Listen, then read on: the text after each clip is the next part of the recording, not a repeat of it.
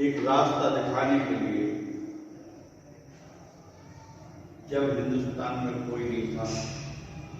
तब हमारे मसीहा बाबा साहब भीमराव अम्बेडकर जी को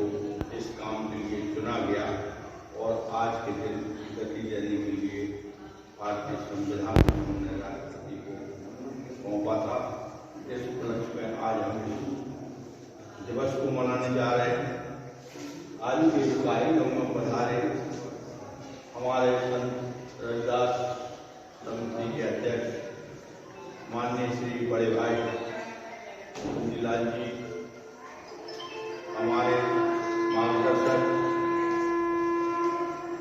रामेश्वर रोहित जी,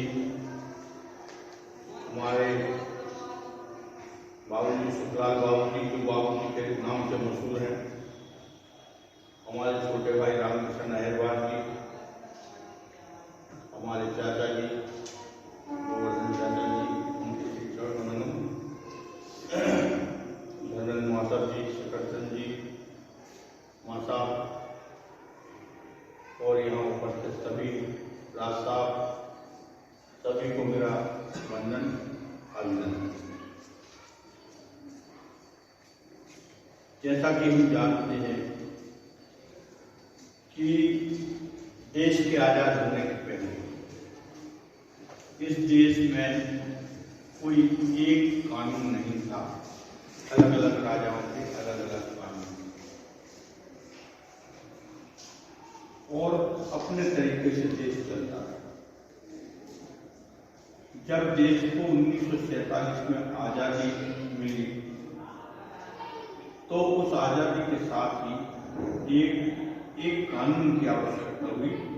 कि वो कानून कौन सा हो जिस पर एक देश चले।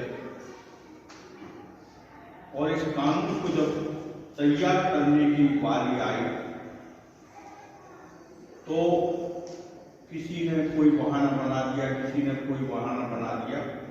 और बहाने तो इसलिए थे कि उनमें किसी में इस लेवल का ज्ञान नहीं था कि वो इस संविधान को तैयार कर। तब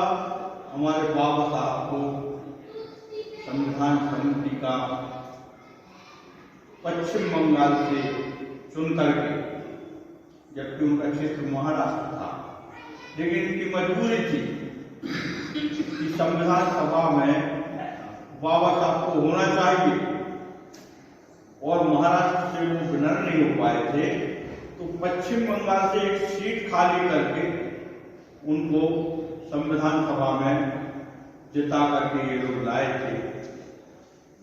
और संविधान सभा के द्वारा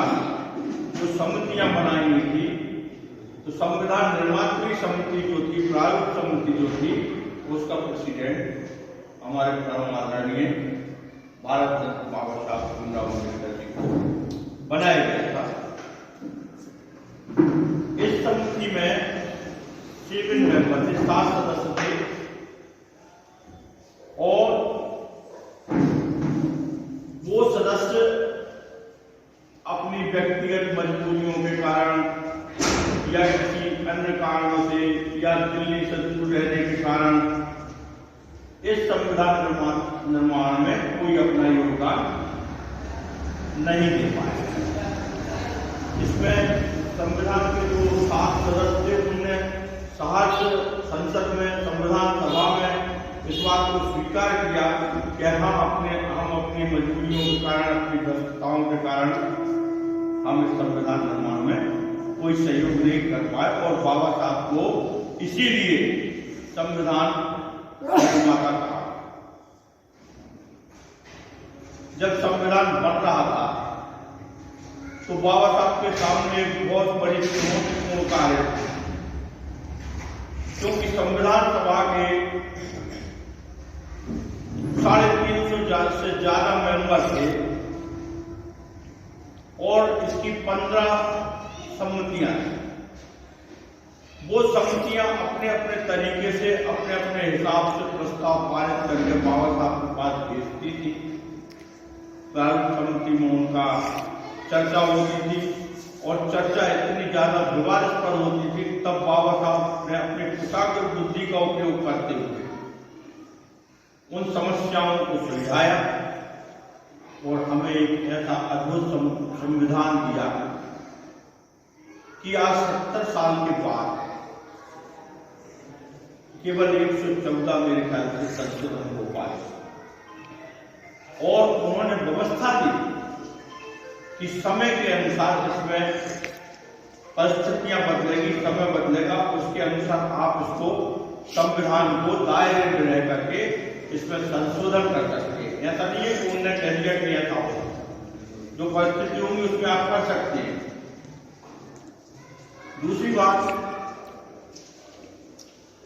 कि बाबा साहब ने एक ऐसा अद्भुत संविधान दिया जो विश्व का सबसे अच्छा संविधान माना गया है, सबसे अच्छा और सबसे बड़ा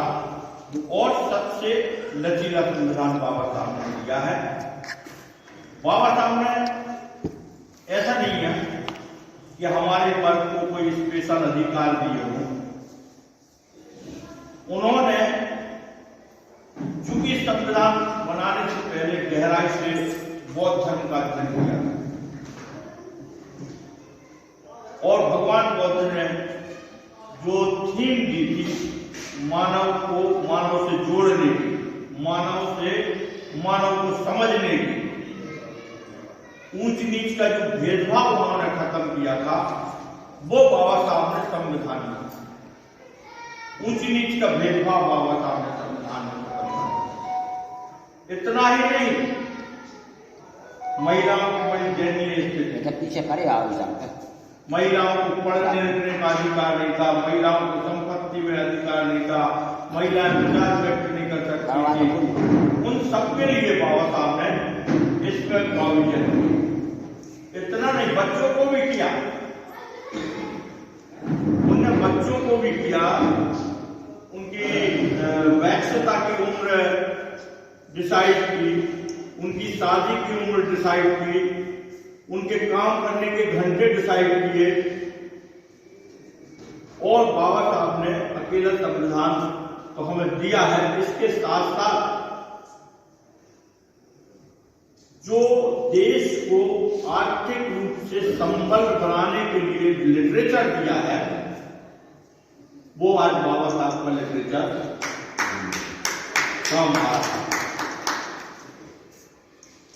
अब रिकॉर्डिंग मत करना।